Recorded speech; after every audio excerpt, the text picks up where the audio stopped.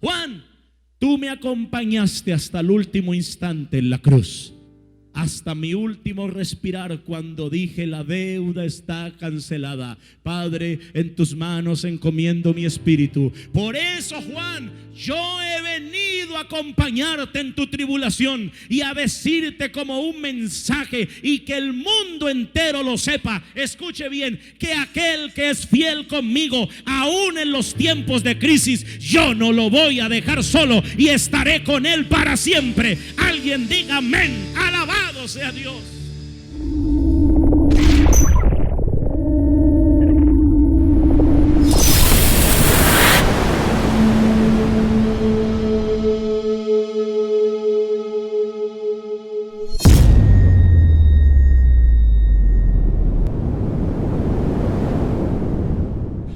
Alguien que pueda aplaudirle al único digno de toda la gloria, de toda la honra y de toda la alabanza. Yo de usted le aplaudiría más fuerte al Señor.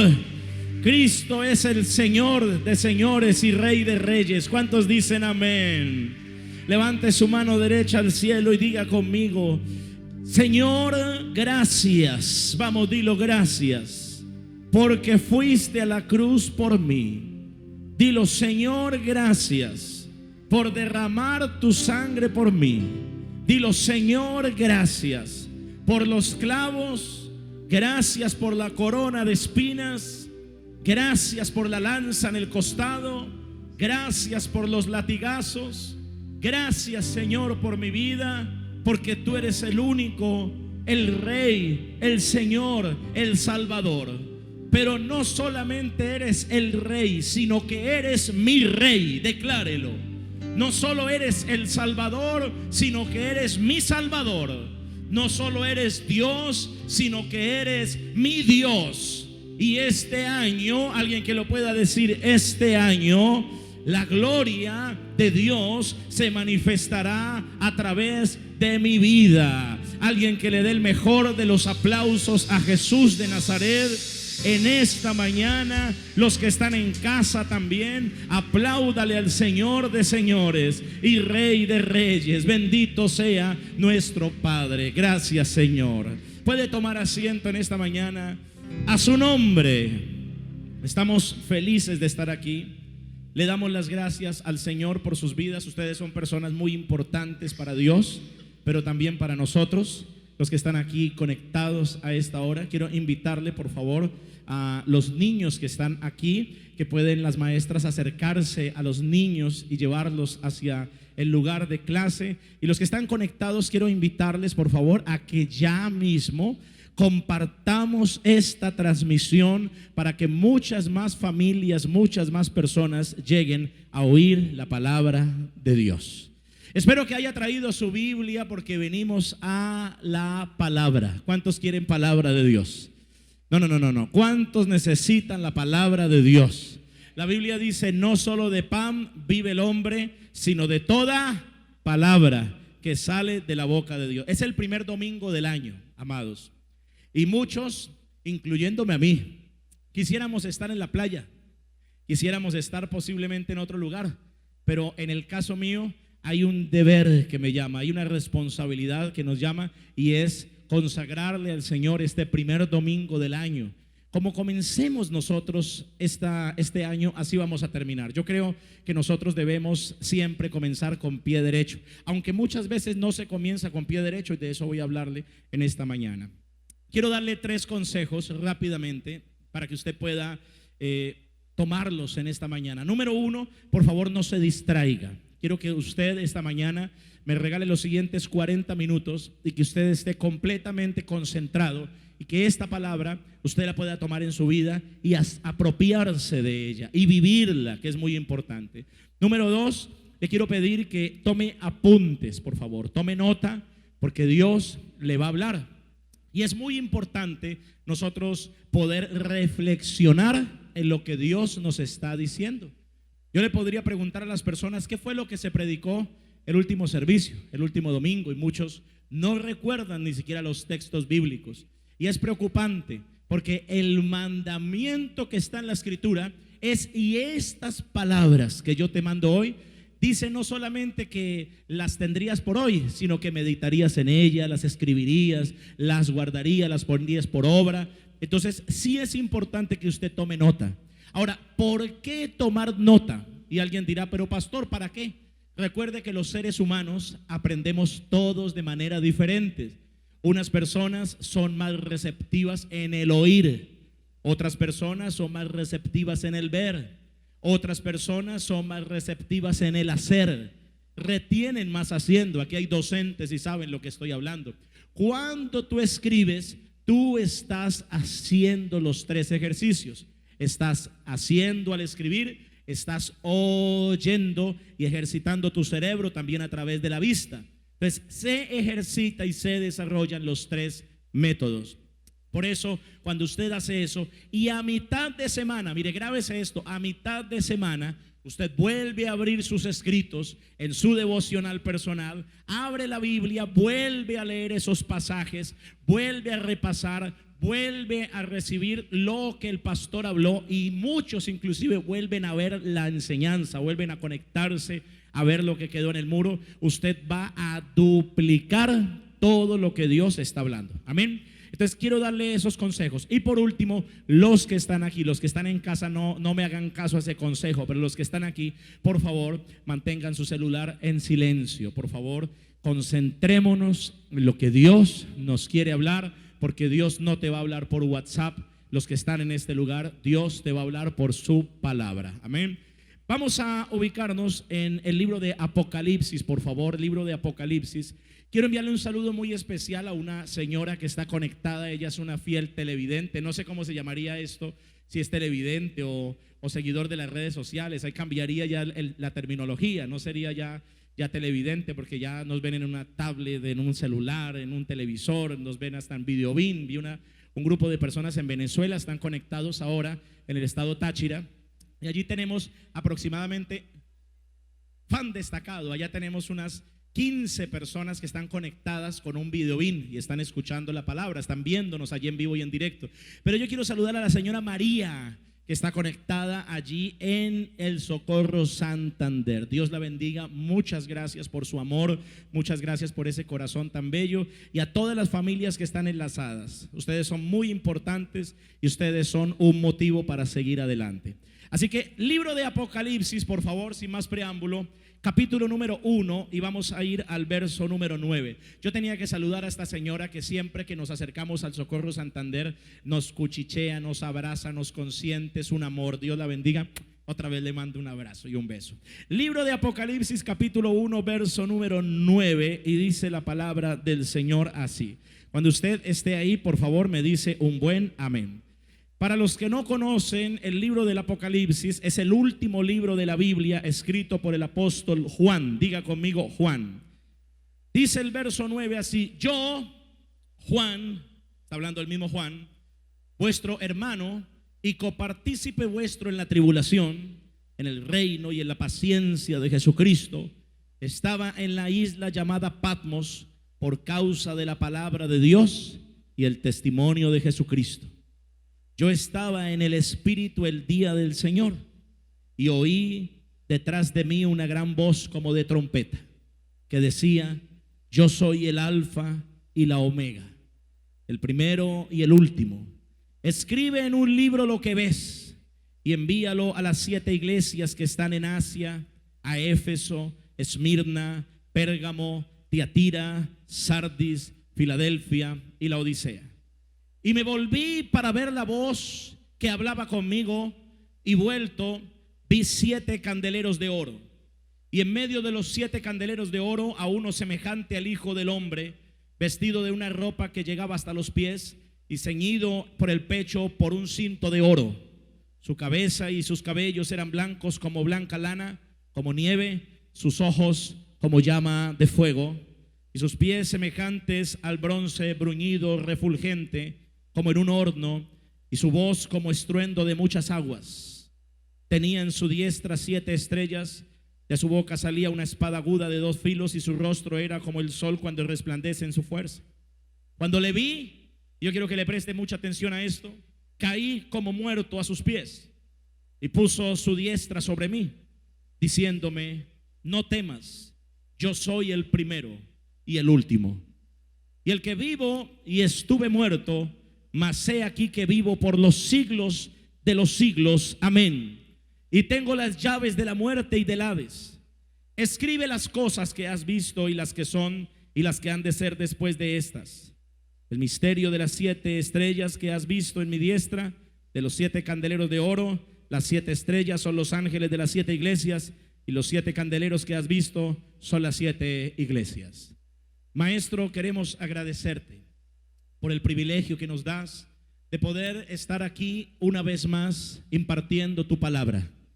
Qué bueno eres tú, qué gran enseñanza, Señor, nos dejas a través de tu palabra. Yo te agradezco, Padre, por este segundo servicio que tenemos este domingo. Sabemos, Señor, que todas las reuniones de este día, la que sigue, los servicios de la tarde, Señor, en Ibagué y en cada una de las sedes, traerán, Señor, refrigerio y poder sobre todas las familias.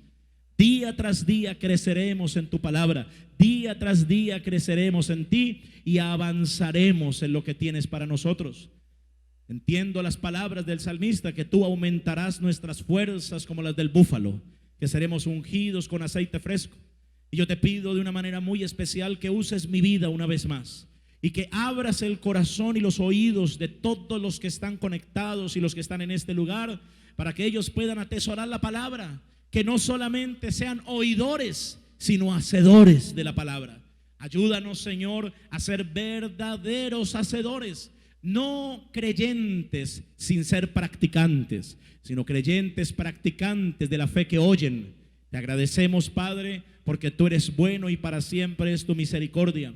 Invoco, Señor, tu poder, pero también te pido que envíes ángeles sobre nuestras familias para que en este 2021 podamos estar resguardados de la crisis mundial. Señor, a nosotros no nos tocará la recesión económica. No nos tocará, Señor, la depresión y los suicidios masivos en muchas familias. A nosotros no nos tocará, Señor, porque tu palabra dice que el que habita al abrigo del Altísimo morará bajo la sombra del Omnipotente. Y ahora, Señor, disponemos nuestro corazón para oír tu voz, para recibir esta palabra con gozo y alegría y salir, Señor, para los hogares. Algunos irán tal vez a un río, a almorzar en familia. Otros, Señor, estarán en casa viendo televisión, otros trabajando. Pero en lo que vayan a hacer, te pido que los acompañes, los guardes y les bendigas. En el nombre poderoso de Jesús. Y la iglesia dice amén. Dele un aplauso al Señor bien fuerte, por favor.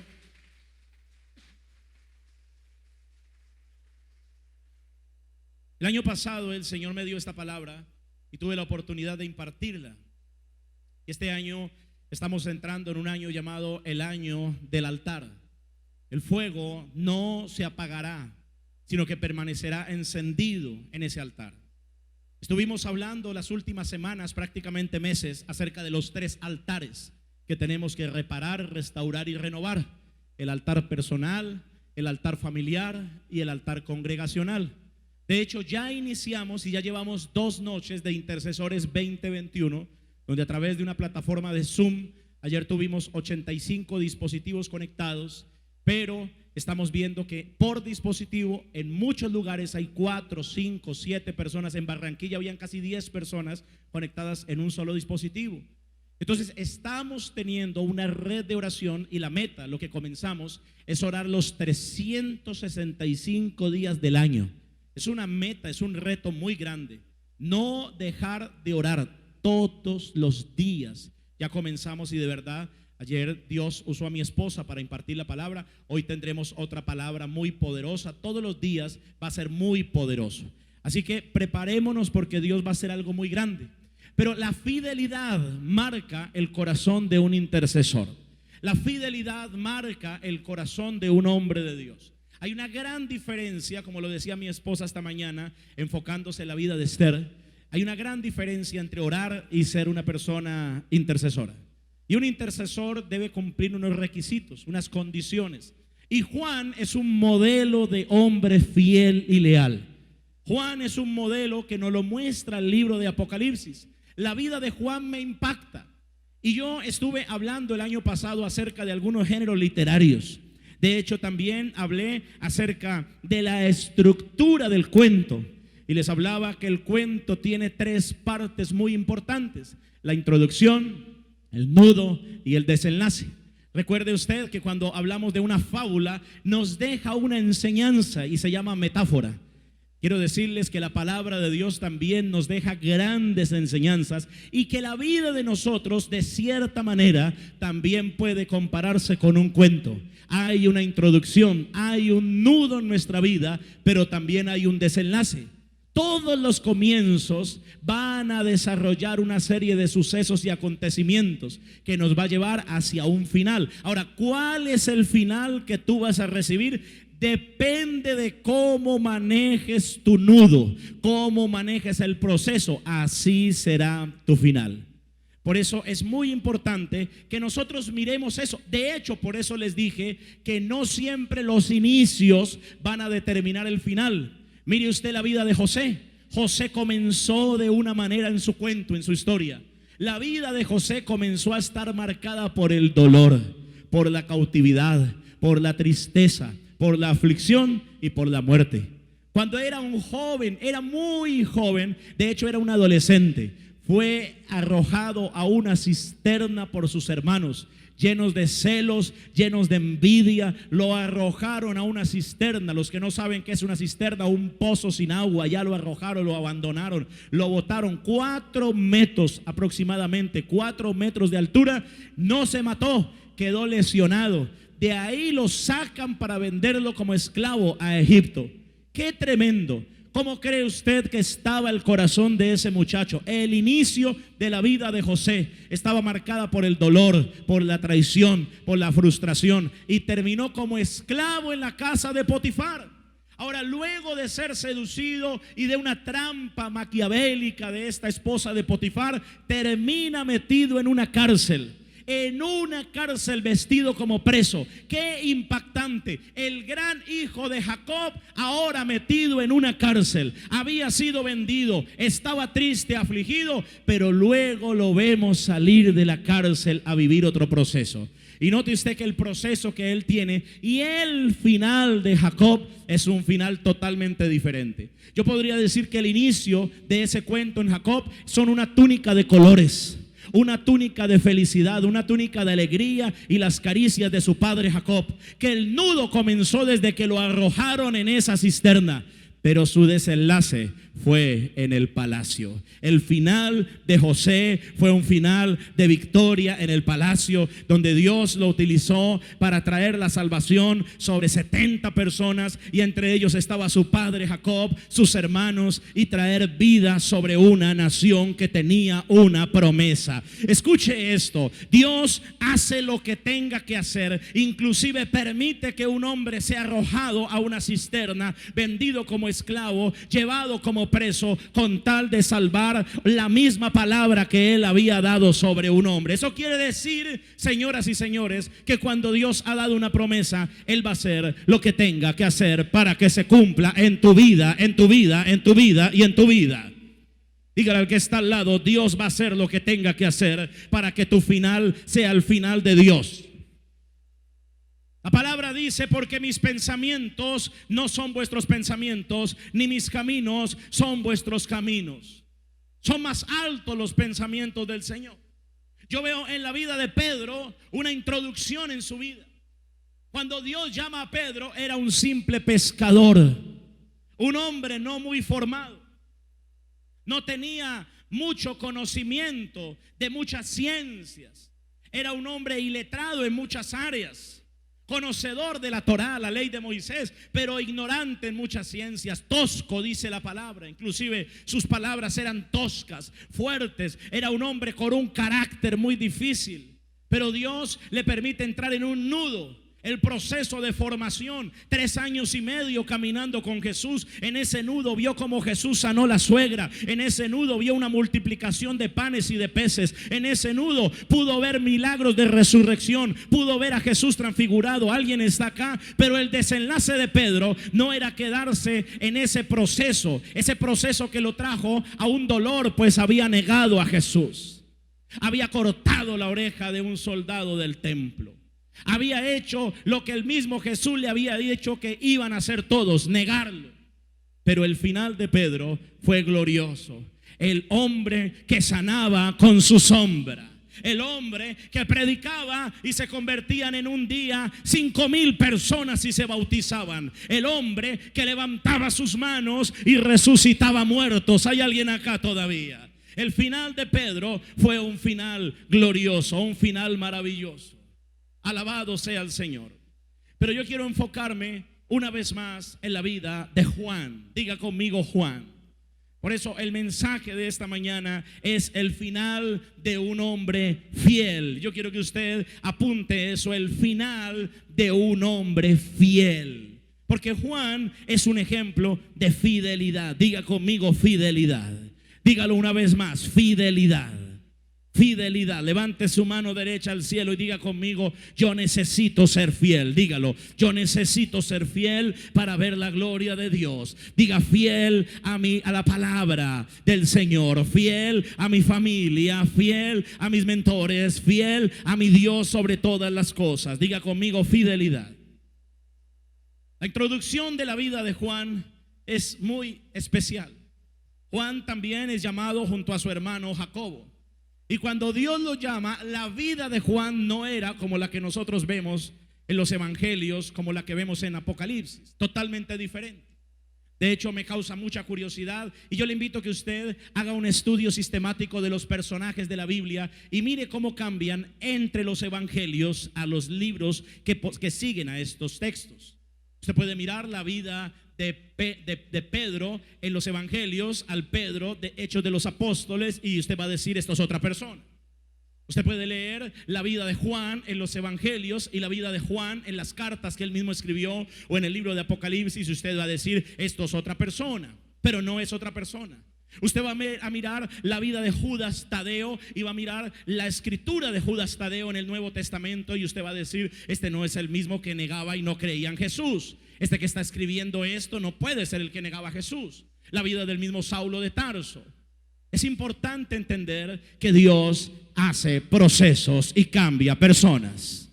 ¿Aló? Dios hace procesos y cambia personas. Cuando Dios llama, mire Marcos, vamos a viajar por la palabra, capítulo 3, verso número 17. Tenía un apodo esta pareja de muchachitos. Juan y Jacobo eran llamados de una manera especial. Dice Marcos 3:17, a Jacobo, hijo de Zebedeo, y a Juan, dice ahí, su hermano, dice, apellidó Boanerges, esto es, hijos del trueno. ¿Cómo lo llamaba? Hijos del trueno. Otra versión dice hijos de la candela, hijos del fuego. Gente que tenía un problema llamado carácter. Juan se caracterizaba por ser un hombre explosivo. No le podían decir nada. Era un fosforito, se prendía con nada. Era un hombre con problemas en su temperamento, en su carácter. Si bien es cierto que cada uno de nosotros tenemos un temperamento, algunos son coléricos, otros son sanguíneos, otros son flemánticos, otros son melancólicos, qué sé yo, pero quiero decirle que eso debe estar dominado por el carácter de Cristo en nuestras vidas. ¿Aló? El carácter debe estar arriba de los temperamentos que tú poseas, del temperamento que tengas. Estos hombres eran llamados hijos del trueno. Tenía un serio problema de carácter. Era un hombre que cometía muchos errores. El versículo número 17 nos deja ver cómo era su apellido, cómo lo apodaban. Era un hombre carnal. Lucas 9, versículo 51. Mire lo que dice. Dice que cuando se cumplió el tiempo en que había de ser recibido arriba, afirmó su rostro para ir a Jerusalén. Y envió mensajeros delante de él, los cuales fueron y entraron en una aldea de los samaritanos para hacerle preparativos, mas no le recibieron porque su aspecto era como de ir a Jerusalén. Está hablando aquí el texto que Jesús ya iba a partir y se iba a ir a Jerusalén, pero la gente no lo recibió. Y mire lo que dice: viendo esto sus discípulos, Jacobo y ¿quién más? Juan. Ahí está Juan. Viendo esto sus discípulos dijeron: Señor, ¿quieres que mandemos que descienda fuego del cielo y los consuma? Dice que como lo hizo ¿quién? Elías. Entonces, volviéndose él, es decir, Jesús, los reprendió diciendo: vosotros no sabéis de qué espíritu sois. Estos hombres prácticamente estaban diciéndole, si lo traemos al lenguaje 2021, ¿quieres que vaya y le demos duro? ¿Quieres que vaya y le demos garrote? ¿Quiere que vaya y le... aló? Dicen unas personas por él, le demos piso. ¿Cómo más dicen otros? ¿Le demos qué? ¿Cómo? Dígalo, no le dé pena, tranquilo. Le dé garrote, lo mate, los golpee, haga lo que tenga que. Uno por allá dijo una persona, chumbimba. Mire, le voy a decir algo. Estos hombres prácticamente estaban diciéndole a Jesús: quieren que los matemos. Y Jesús los volteó, los reprendió y le dijo: ustedes no saben de qué espíritu son. Ellos estaban caminando con Jesús. Ellos debían actuar como Jesús. No debían actuar como el sistema, no debían actuar como el mundo. Ellos habían recibido una palabra de Jesús que decía que no es ojo por ojo ni diente por diente, sino que es poner una mejilla cuando hemos sido abofeteados. ¿Aló? Ellos habían oído una palabra que no es vengarse, sino orar por esa persona. Ellos habían oído una palabra que dice amar a los enemigos y orar por los que nos persiguen, por los que nos ultrajan y los que mienten en contra nuestra. Diga conmigo: yo lo creo. ¿Sigo o paro? Pero Juan tenía una mente reprobada, una mente carnal, una mente terrenal, pero era el gran Juan. El inicio de Juan fue un inicio bastante difícil. De hecho, era hasta religioso. Mire lo que dice Marcos 9:38. Juan era religioso, era muy religioso. La mente carnal tiene que irse de nuestra vida, ¿no? Cuando eres un hijo o una hija de Dios, ya no tienes que caminar en la carnalidad. En la carnalidad nos colocamos los guantes. En la carnalidad, si nos dicen una mala palabra, yo digo dos. En la carnalidad, si me escriben algo en las redes sociales, yo escribo 5. A mí me han escrito tanto en las redes sociales. El año pasado batieron Guinness Records escribiéndome cosas en las redes sociales. Comenzamos la pandemia y usted vio lo que la gente comenzó a atacar la iglesia en medio de la pandemia. La iglesia de Cristo fue atacada en muchos lugares en medio de la pandemia. Gloria a Dios que fuimos una iglesia ejemplar y pudimos bendecir a muchas personas. Demasiadas personas, diría yo. Más de lo que nosotros llegamos a imaginarnos.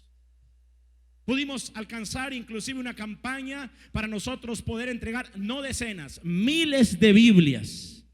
Trabajar por dar decenas, centenas de mercados. Obrar como Cristo quiso que obráramos. Y lo hicimos en fe. Dios se glorificó.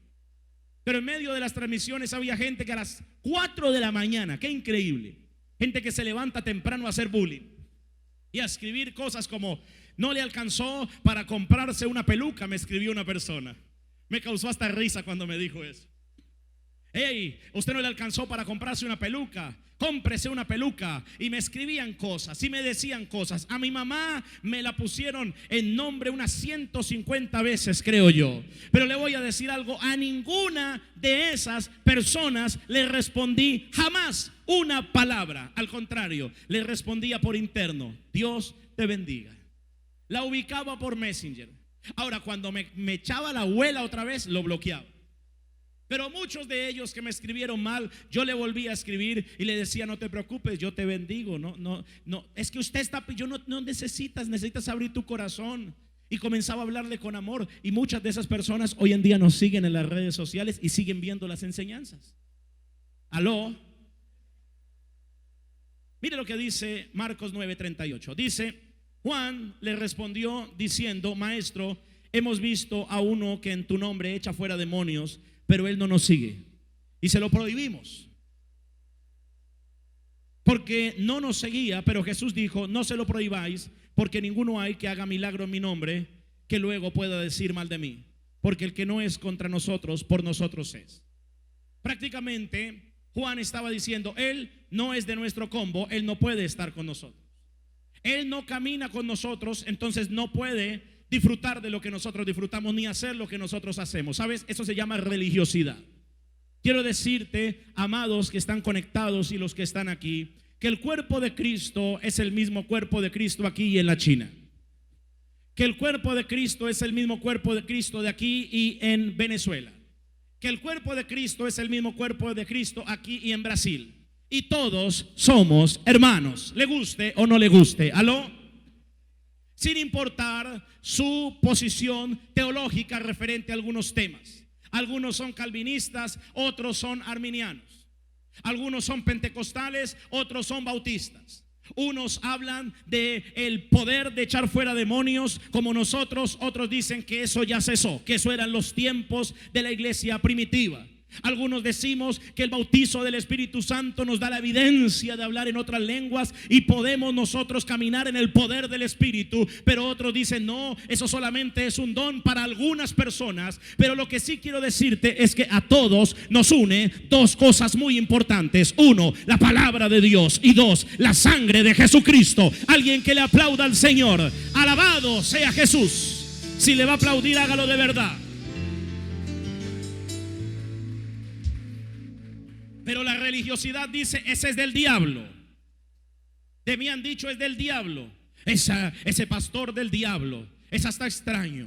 Las paredes, los fondos negros. El negro es del diablo. Yo he escuchado tantos comentarios extraños, comentarios raros, que al final es más rara esa persona que ve demonios en todos los lugares, que entra a una casa y ve en un cuadro un demonio, que ve un demonio en la esquina, un demonio en la sopa, un demonio en el chocolate, en el queso. Dice: ese queso está endemoniado.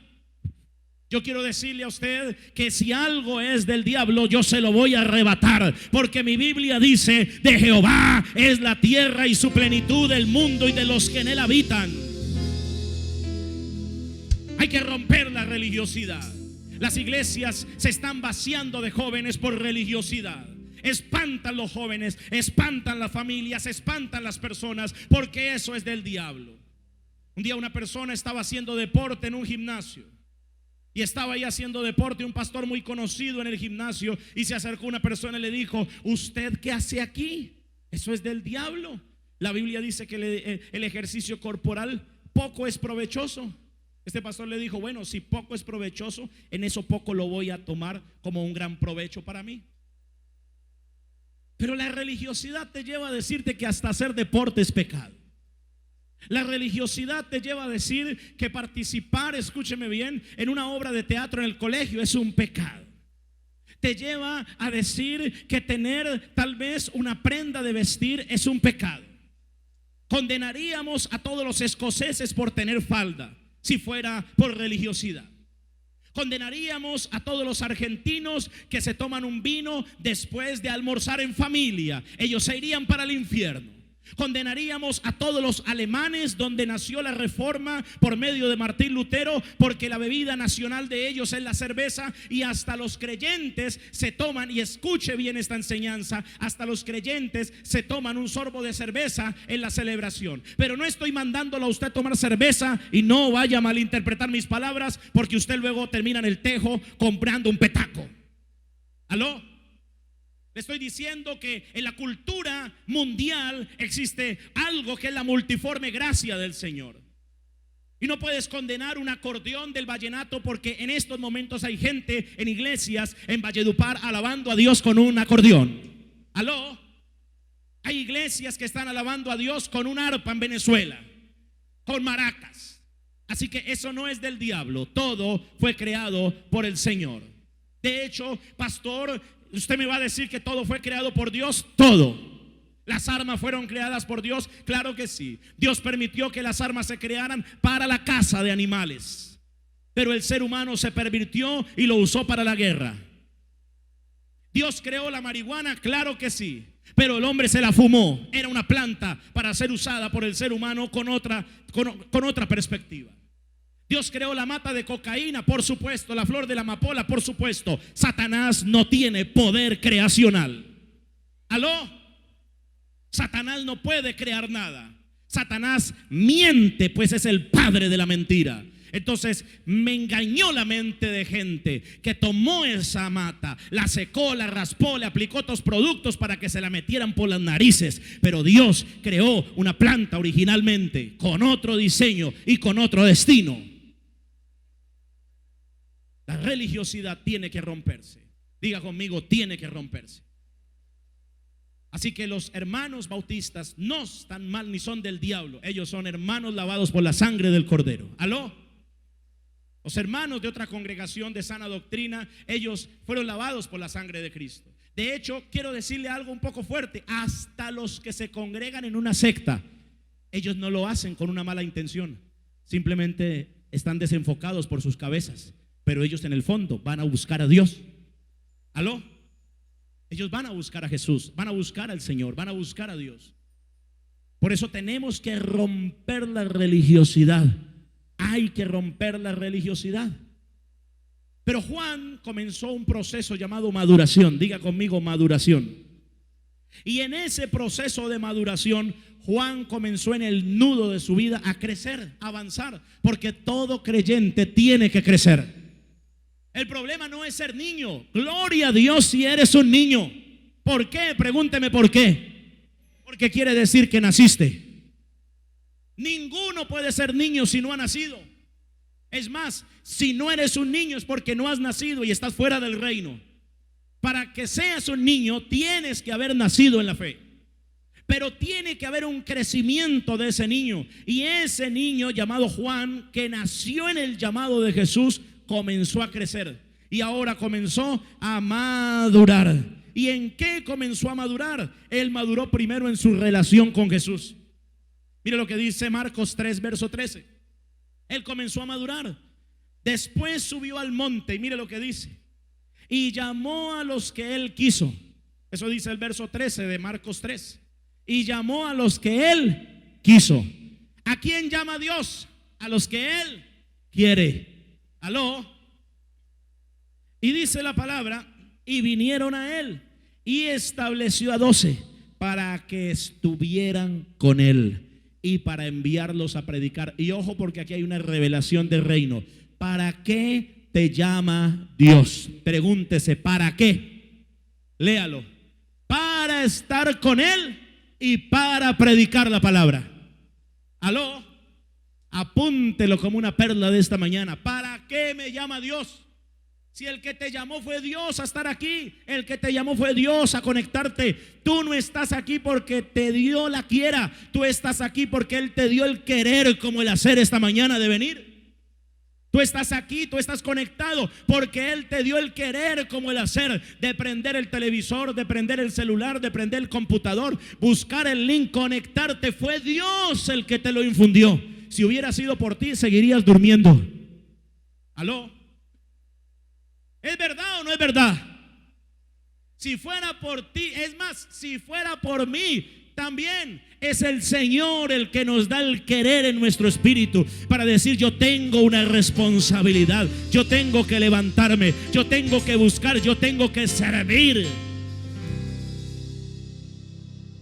Pero ¿para qué te llama Dios? Ya sabemos que nos llamó. Ahora, ¿para qué? Pregunte, ¿para qué? Para estar con Él y para predicar. Ahora, si tú no estás con Él y tú no predicas, estás fuera del propósito por el cual Dios te llamó. Ahí está para los que dicen: pastor, yo todavía no sé cuál es mi propósito en la vida. Ahí se lo regalo esta mañana. Ya sabe cuál fue el propósito de Dios. Dios no lo llamó a usted para que usted se convierta simplemente en un empresario, para que usted se convierta en un buen matemático, en un buen científico, en un buen militar. Dios lo llamó a usted para estar con Él y para predicar. Ahí está. ¿Sigo o paro? Dígamelo, ¿sigo o paro? Mire cómo siguió creciendo. En la confianza con Cristo. Creció en la confianza. Mire Juan 13 lo que dice. El Evangelio de Juan capítulo 13 verso 23 dice: y uno de sus discípulos, al cual Jesús amaba, estamos hablando de Juan, estaba recostado al lado de Jesús. ¿A dónde estaba recostado? Al lado de Jesús. A este pues hizo señas Simón Pedro. Mire usted que Pedro le comenzó a hacer señas a Juan. Imagínese usted esa escena. Le hizo señas a Juan preguntándose quién era aquel de quien habla. Pedro estaba en medio de la cena, estaban ahí reunidos. Ahí estaba Juan recostado en el pecho de Jesús. Y Pedro terminó diciéndole a Juan: Juan, ¿de quién está hablando el maestro? Pedro, ¿de quién habla? Mire usted la confianza que tiene ahora Juan. Juan estaba recostado en su pecho y él sabía los secretos de Cristo, sabía lo que hablaba Jesús. Pedro no lo sabía. Juan estaba más cerca de Jesús, Pedro estaba más lejos de Jesús. Diga conmigo, fidelidad.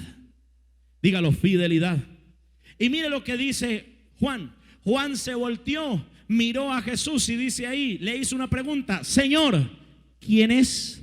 O sea, Juan respondió a la pregunta de Pedro, volteó a mirar al Señor y le dijo: ¿quién es? Pero mire usted que Jesús le responde inmediatamente. ¿Qué te quiero decir esta mañana y los que están conectados? Aquel que está más cerca al corazón de Jesús recibe respuestas más rápidas y certeras. ¿Aló? Y le responde inmediatamente y le dice: a quien diere el pan mojado, aquel es. Y mojando el pan lo dio a Judas Iscariote, hijo de Simón. Vemos ahí que Jesús le revela los secretos a aquel que está cerca de su corazón. ¿Quieres tener los secretos, los tesoros escondidos que habla la palabra? Permanece cerca al corazón de Jesús. Comienza a alejarte y te vas a dar cuenta que lentamente vas a oír menos la voz de Dios. Te lo aseguro. Va a haber momentos donde pasen meses, inclusive te pase como al pueblo de Israel, 400 años en silencio, donde la voz del Señor se acabó en tu vida. ¿Dónde están los sueños que recibías en las noches? Que te levantabas diciendo: Dios mío, ¿pero qué es esto? Llorando inclusive, escribiendo en un cuaderno. Que te levantabas cantando o dando citas bíblicas. A mí me ha pasado. Me despierto con un texto, recitando un texto bíblico. Porque la paga del pecado es la muerte, y me despierto dando palabra.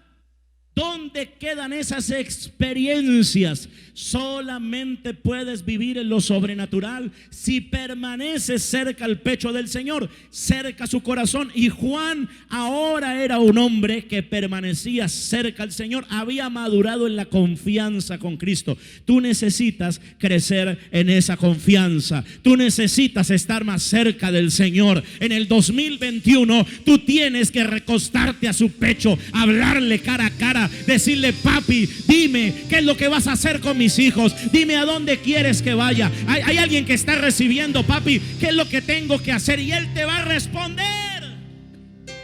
Él te va a decir el diseño, él te va a dar la estrategia, él te va a dar el método. Tú lo vas a lograr. Alabado sea Dios. Alguien que le aplauda. Pero si estás lejos del Señor, ¿cómo lo vas a hacer? Explíqueme usted. De cara a cara, de amigo a amigo, de hermano a hermano, ¿cómo vas a lograr permanecer si no estás cerca al corazón del Señor? Si estás lejos. Hay cosas que te hacen perder esos tesoros, ¿sabes? La costumbre es una de ellas. Hasta los matrimonios tienen un gran problema: la costumbre. Esa costumbre es terrible. Ahora con mi esposa nosotros estamos en un reavivamiento de nuestra relación maravilloso. Estamos felices.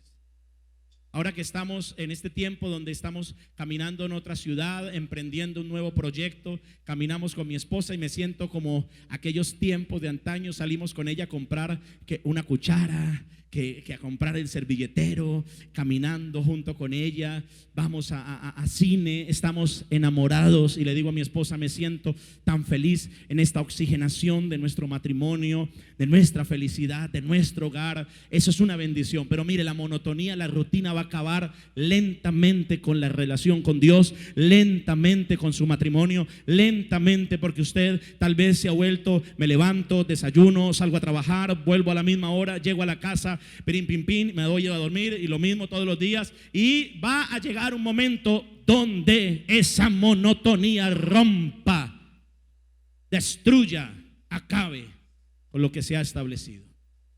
¿Hay alguien acá todavía? ¿Sigo o paro? Hay cosas que destruyen los tesoros del reino. Caminar sin darse cuenta que Jesús está caminando contigo.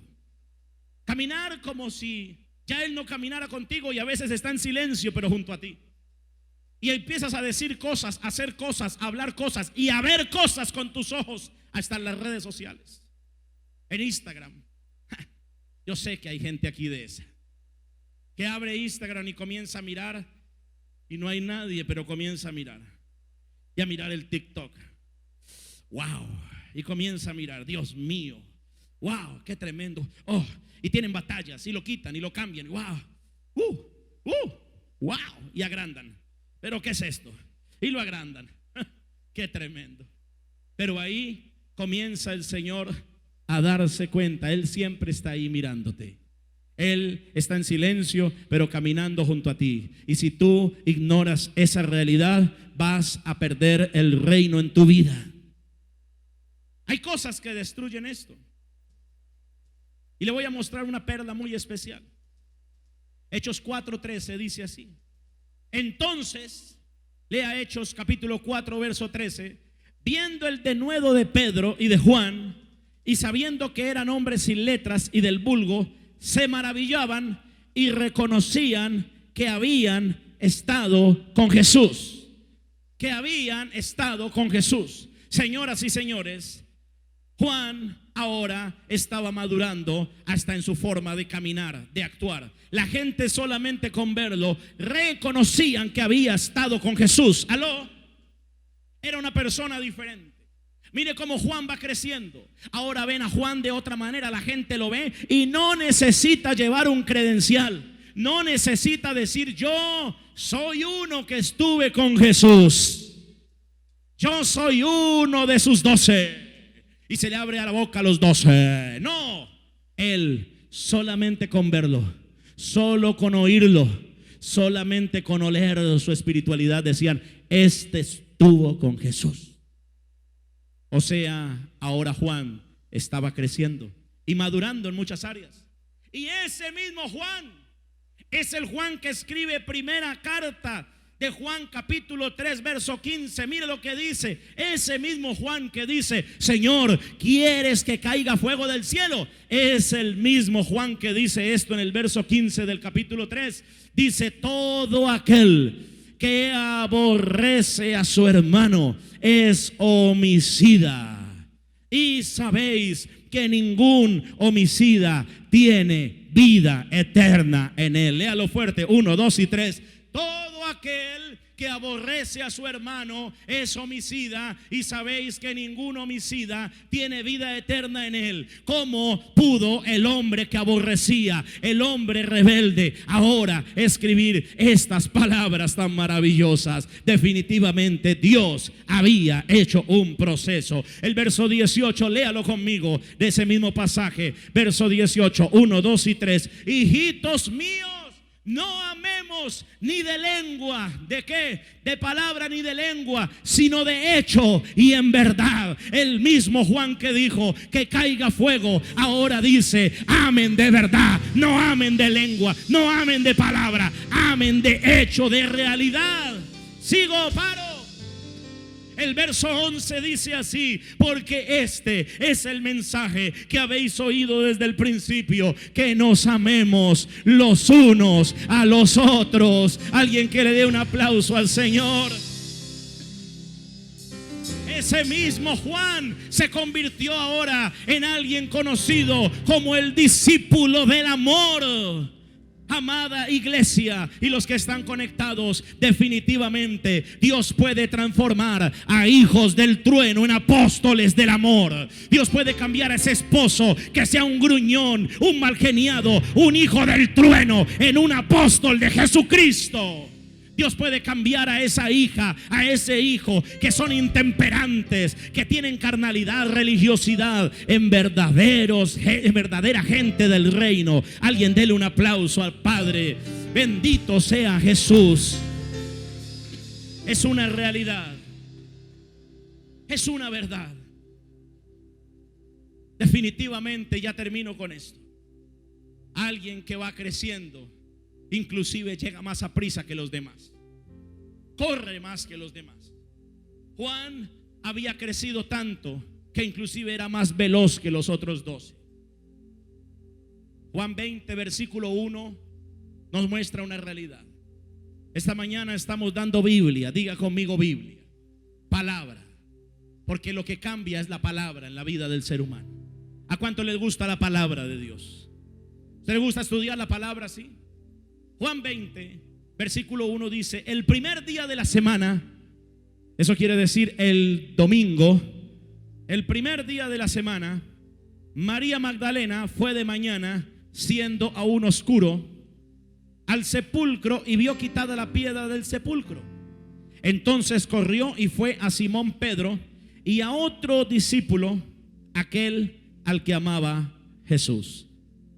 Note usted que la Biblia nos habla de aquel al que amaba Jesús, siempre es hablando de Juan. ¿No cree usted que Juan era muy privilegiado? ¿No le gustaría que a usted lo llamaran y llamaran a todos sus amigos diciendo a Pedro, a Juan Carlos, a Viviana, a Rodrigo, y cuando se refiera hacia ti diga: al que Jesús ama tanto, al que Jesús ama? Y así era identificado Juan. Y les dijo: se han llevado del sepulcro al Señor y no sabemos dónde le han puesto. Y salieron Pedro y el otro discípulo, es decir Juan, y fueron al sepulcro. ¿Y qué es lo que hacían? Lea el verso 4. Corrían los dos juntos. ¿Quién? Pedro y Juan. Corrían los dos juntos. Pero el otro discípulo corrió más aprisa que Pedro y llegó primero al sepulcro. Juan corría más aprisa. Señoras y señores, aquel que madura, aquel fiel, aquel leal, llega primero a la meta que otros. Y algunos van a decir: ¿y por qué a él le responde el Señor de esa manera? ¿Y por qué esa persona? Mire, muchas personas dicen: ¿y ese pastor por qué? Pregúntese, sí, pregúntese por qué. Pregúntele al Señor por qué. ¿Y por qué a él le salen los contratos? ¿Por qué a él le sale la bendición? ¿Por qué sus hijos? ¿Por qué su familia? Pregúntese, sígase preguntando por qué. Porque la respuesta viene del cielo. Aquel que madura, aquel que camina, aquel que es fiel, va a llegar siempre primero. Va a llegar siempre primero. Y yo declaro que este año llegarás primero. Llegarás primero. Alguien dele un aplauso al Señor. Alabado sea Dios. Dígale al que está al lado: tú vas a llegar primero. Tienes cara de atleta. ¿Aló? ¿Alguien acá tiene cara de atleta? No pie de atleta, cara de atleta. Vas a correr, vas a llegar, vas a avanzar. Y termino con esto. Juan, en la noche que fue capturado Jesús, fue el único, señoras y señores, discípulo que no abandonó al maestro. Todos lo dejaron solo. Su gran amigo Pedro lo abandonó. Judas lo acababa de traicionar. Tomás salió corriendo. Andrés de igual manera. Todos lo dejaron solo. Estaba en la cruz Jesús. Las mujeres lloraban frente a la cruz. Pero había uno fiel, uno diferente. Era Juan. Ahí estaba Juan. Llegamos al nudo.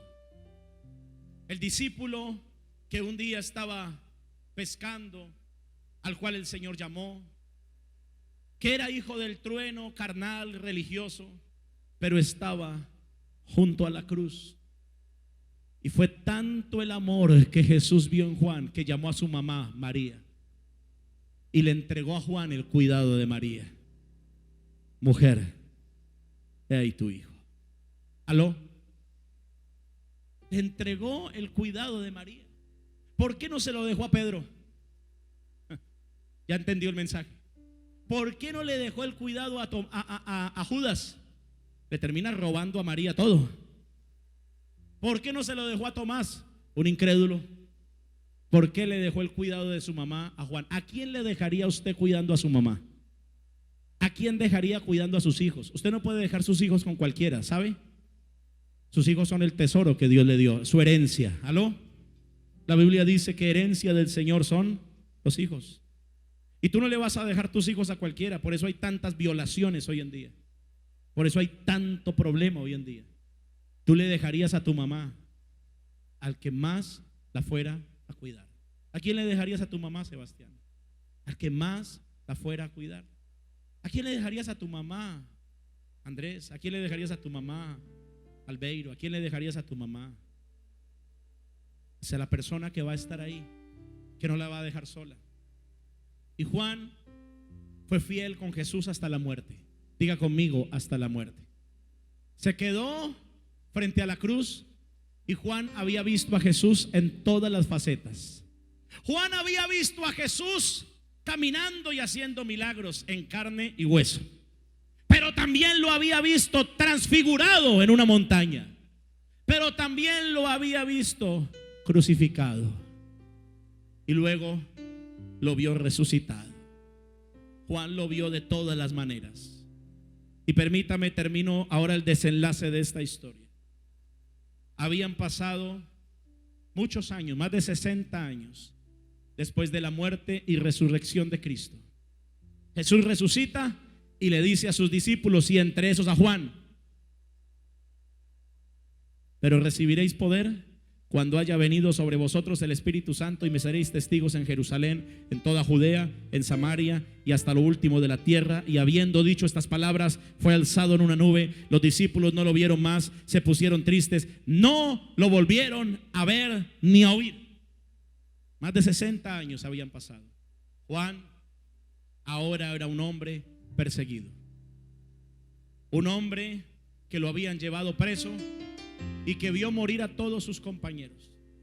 Pedro murió crucificado boca abajo en Roma. Santiago murió degollado. Otros murieron decapitados, otros quemados.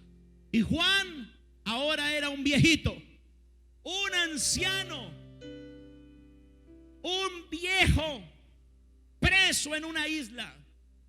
Y ahí volvemos al verso 9 de Apocalipsis 1 y nos conectamos con lo que comenzamos leyendo. Y mire lo que dice: yo, Juan, vuestro hermano y copartícipe en la tribulación. Mire esta ternura. Juan está escribiendo como un viejito preso. Dicen los historiadores que había sido sumergido en aceite hirviendo muchas veces para que negara a Jesús, pero no lo hizo. Nunca lo negó. Y dice la palabra: copartícipe vuestro en la tribulación, en el reino y en la paciencia de Jesucristo. Estaba en la isla de Patmos por causa de la palabra de Dios y el testimonio de Jesucristo. ¿Sí ve por qué estaba preso? Por causa de la palabra de Dios. Y ahí está nuestro superhéroe Juan. Y dice el verso número 10: yo estaba en el Espíritu en el día del Señor. Iglesia, ¿qué nos deja entender esto? Que a pesar de haber pasado más de 60 años y ser perseguido y estar preso, Juan seguía en el Espíritu. Juan seguía siendo fiel. Diga conmigo, fiel. La fidelidad no se negocia. La fidelidad no se negocia con nada. El que es fiel es fiel. Yo no negocio la fidelidad con mi esposa ni con Dios. Yo no negocio los diezmos de Dios. Yo no negocio la fidelidad, el congregarme, el conectarme. Yo no negocio el leer la Biblia. Yo no negocio la fidelidad con Dios. Aló. No negocies la fidelidad con Dios, porque el final de un hombre fiel tendrá una gran recompensa. Dice que él oyó una voz detrás de él. Piensa por un momento. Juan preso, más de 60 años de no oír a Jesús, y de pronto escucha en el verso 10 lo que dice: oí detrás de mí una gran voz como de trompeta que decía: yo soy el alfa y la omega, el primero y el último. ¿Qué crees tú que sintió Juan cuando escuchó la voz de su amado? después de 60 años de haberle sido fiel y leal, y ahora Jesús viene a visitarlo en los últimos años de su vida a una cárcel. Dice la palabra: cuando lo vi, caí como muerto. Ahora sí entiende por qué cayó como muerto. No de dolor, sino de pasión. Mi amado, mi Cristo, mi Señor, el que lo acompañé en la cruz. ¿Sabe qué él estaba tratando de dar a entender Jesús a Juan? Juan, tú me acompañaste hasta el último instante en la cruz, hasta mi último respirar, cuando dije: la deuda está cancelada. Padre, en tus manos encomiendo mi espíritu. Por eso, Juan, yo he venido a acompañarte en tu tribulación y a decirte como un mensaje, y que el mundo entero lo sepa. Escuche bien, que aquel que es fiel conmigo, aún en los tiempos de crisis, yo no lo voy a dejar solo y estaré con él para siempre. Alguien diga amén. Alabado sea Dios. Y puso su diestra sobre él. Verso 16. Que puso su diestra. La palabra del Señor dice, verso 18, verso 17: cuando le vi, caí como muerto a sus pies, y él puso su diestra sobre mí, diciéndome: no temas. Como le dijo: no temas. ¿Cómo te sentirías si te dice el Señor: no temas, con su propia voz y en medio de la crisis? Señoras y señores, Juan tiene la revelación más grande de toda la historia de la humanidad. Jesús le dice: Juan, por cuanto, y esto estoy parafraseándolo, por cuanto fuiste fiel, yo te voy a dejar ver más que Isaías. Yo te voy a dejar ver más que Jeremías. Porque Isaías vio en profecía mi venida, mi primera venida. Jeremías vio muchas cosas. Ezequiel, yo le mostré la maldición, la suciedad del templo, pero no le dejé ver más. A Daniel le mostré mucho, pero te voy a mostrar a ti más, Juan. Y a Juan le dice: escribe las cosas que son, las que has visto y las que serán después de estas. Y comienza a escribir el Apocalipsis. Y le mostró el juicio final, el gran juicio ante el trono blanco, la nueva Jerusalén. Y le dejó ver a Jesús en su segunda venida, descendiendo en un caballo. Alguien diga amén. Descendiendo con un cinto en su pecho que decía: Rey de reyes y Señor de señores. Alguien que alabe al Señor, porque aquel que es fiel verá más allá. Aquel que es fiel oirá más allá. Aquel que es fiel hablará más allá. Aquel que es fiel verá una gloria sorprendente. Apláudale al Señor. Vamos, 30 segundos. Levante sus manos, hable en lengua si puede, bendiga al Señor con sus palabras. A partir de ya, exploten alabanza sus labios, sus palabras. Vamos, vamos, vamos, dile: te amo, Señor, te bendigo, Padre. Alguien tiene que ser como Juan en este lugar. Alguien tiene que amarle. Alguien tiene que decir lo grande que es el Señor. Alabado sea el Señor. Cristo vive. Cristo viene. Cristo viene. Y eso lo entiende un corazón fiel. Un corazón fiel está esperando su venida ya. Un corazón infiel le tiemblan los pantalones si se entera que hoy se va a morir. Aló. Un corazón fiel dice: si me tengo que morir hoy, me muero feliz. Me voy con el fiel y verdadero. Y yo quiero esta mañana orar. Y el llamado que el Espíritu Santo hace es a este: no negocies tu fidelidad con Dios, porque Él sigue siendo fiel contigo. No negocies tu lealtad con el Señor, porque Él ha seguido siendo fiel contigo y va a seguirlo siendo. Si no sabe por qué hasta el día de hoy sigue con vida usted, por la fidelidad de Dios. Y no es casualidad que estés conectada. Dios te está llamando a fidelidad, sin negociar. comenzar un año donde dices: no voy a negociar mi fidelidad. Y no hablo solamente de recursos ni de finanzas, hablo en todas las áreas. Fidelidad a Dios. Tú le debes tu fidelidad a Dios, tu fidelidad a la palabra, tu fidelidad al servicio, tu fidelidad a Cristo. Porque si Cristo murió por ti, entonces tú debes vivir para Dios. Si Cristo murió por mí, yo voy a vivir por Él y para Él. Colóquese de pie, por favor. Colóquese de pie, porque la fidelidad del Señor es maravillosa. La fidelidad del Señor es sublime. La fidelidad de Dios es eterna. ¿A cuántos Dios les habló en esta mañana? A todos los que están aquí, ¿a cuántos Dios les habló esta mañana? Y aunque ya tal vez habías escuchado esta palabra, el Señor quería que hoy, el primer domingo del año, pudieras escuchar esto: que necesitas ser fiel para ver la gloria de Dios, y que lo que habías dejado de hacer en tu vida con Él, tienes que volverlo a hacer. Felicito de corazón a los que se conectaron hoy, primer domingo del año, a los que están aquí y que tenían la posibilidad de venir. Los que están allá en Argentina, imposible. Los que están en Bogotá, imposible. Pero los que están aquí, que prefirieron quedarse en casa viéndonos porque está lloviendo, no le digo nada, lo dejo ahí a la expectativa. Pero usted sí necesita ser una persona fiel. Padre, en el nombre de Jesús, levante sus manos. Queremos ser fieles y verdaderos, ser fieles a ti en todas las cosas.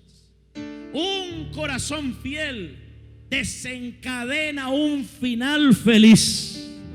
Yo quiero, Padre, ser fiel a ti, porque tú has sido muy fiel a mí. No puedo negar tu fidelidad. No puedo negar, Señor, la fidelidad que me has otorgado, que me has entregado. Me acuesto siempre con el estómago lleno. No puedo negar la fidelidad, Señor. Nunca mis hijos se han acostado con hambre. Me has dado una familia, me has dado una vida, me has dado un hogar, me has dado paz. Tu fidelidad es grande, Señor. Tu fidelidad es eterna. Tu fidelidad no tiene límites. Tu fidelidad es gloriosa, Señor. Tu fidelidad es poderosa, Señor. Dile: tu fidelidad. Tu fidelidad, Señor, va más allá de cualquier límite. Tu fidelidad es poderosa. Necesito ser fiel, Señor. Tú eres el fiel. Yo he sido infiel. Perdóname, Señor. Dile: perdóname, porque yo he sido infiel. Y yo te hice promesas un día. Yo prometí con lágrimas en mis ojos, pero comienzo el año de otra manera. Comienzo el año con una palabra. Comienzo el año con un mensaje que habías preparado para mí. Comienzo el año para resarcir, Señor, para volver, Señor, en el nombre de Jesús. Vamos, vamos, vamos. Bendito Dios. Gracias, gracias, Señor. Vuelvo a la fidelidad. Vuelvo a la fidelidad. Vuelvo a la fidelidad. Todos, tu fidelidad. Tu fidelidad es grande. Decláralo, decláralo. Tu fidelidad incomparable. Incomparable. Nadie como tú. Nadie como tú. Bendito Dios. Grande es su fidelidad. Mientras suena esa melodía, yo quiero invitarle que usted sea fiel con Dios y vamos a orar por esa primera ofrenda del año. Vamos a orar por ese diezmo que usted consagra. El primer domingo de febrero estaremos celebrando nuestra fiesta de las primicias. Escuche, primer domingo de febrero. Vamos a honrar a Dios con nuestra fidelidad, con nuestras primicias. Hoy vamos a darle al Señor nuestras ofrendas, nuestros diezmos, porque somos fieles. Diga conmigo: fieles. Levante su ofrenda, por favor. Levante su diezmo al Señor. Los que están en casa también se van a quedar conmigo un momento, se van a quedar ahí. Yo quiero orar también por los que están en casa, que van a darle al Señor de su fidelidad, porque Dios es fiel, en el nombre de Jesús. Padre, oramos por todas las finanzas. Oramos, Señor, porque a través de la fidelidad de tus hijos, la obra se puede expandir. La iglesia se expande cuando hay un pueblo fiel. La iglesia crece cuando hay un pueblo fiel. La iglesia, Señor, puede expandirse y llegar a lugares donde no se ha llegado porque hay un pueblo fiel. Hoy oro por esos fieles, Señor, para que con el final, Señor, de ellos puedan mostrar que tú eres fiel y un Dios grande que nunca los abandona y nunca los va a olvidar. Quiero bendecirlos a todos. Como sacerdote de esta casa, como mentor, como su pastor, quiero bendecirles para que hoy ustedes tengan un día maravilloso, para que los que están en casa tengan un día glorioso. Allá en la casa hay iglesias que están conectadas. Padre, en el nombre de Jesús, Señor, bendigo todos los que están conectados, todos los que están en línea, los que están aquí. Te pido que tengan un día maravilloso y una semana especial, llena de tu presencia, que hoy puedan disfrutar de un día en familia. Qué mejor manera de comenzar el día que en la casa de Dios, conectados con el Espíritu Santo en línea, los que están aquí y los que se van para sus hogares. Que la bendición del Padre, del Hijo y del Espíritu Santo sea sobre todos ustedes, en el nombre de Jesús. Amén y amén.